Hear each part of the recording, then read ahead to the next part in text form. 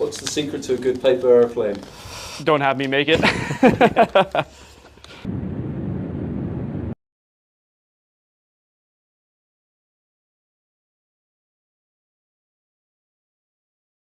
Oh, nope, see, look at that. Off-sided wings already. It's terrible. Symmetry would be the correct answer. And you need some elevators here in the back. I'm First Lieutenant Alexander Grandt. I go by Stitch, and I fly the Eurofighter Typhoon for the mighty Richthofen wing in Germany. Yeah, I am Captain Patrick Pearce. Call sign is Hobbit. I fly F-35s out of RAF Lakenheath. For this competition today, the way it was worked out is we were given a slip of paper. We had a location in which we're going to meet up at a certain altitude.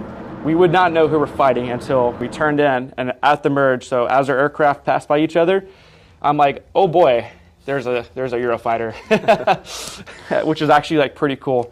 I've never seen an F-35 so close. When we train in Germany, I only fight other Eurofighters, and you don't really understand what your advantage is. And today, with the Eurofighter having a little bit more thrust than the F-35, for example, I could definitely understand what the advantage of my aircraft is. And we were ever facing each other.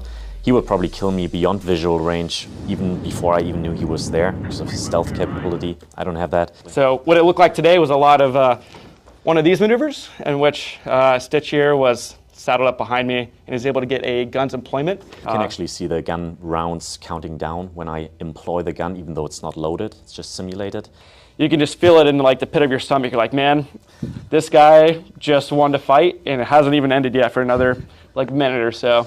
So the entire goal is, like, if you're defensive, is to survive and then create an offensive scenario as much as possible.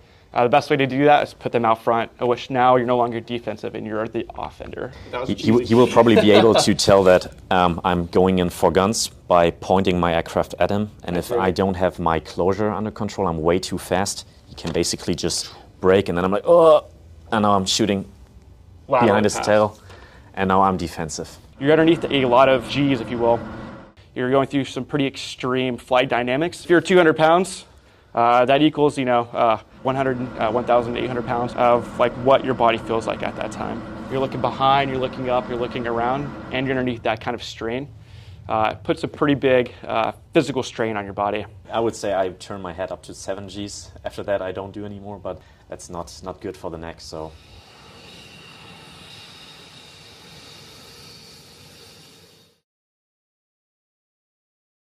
On 3, ready? Yeah.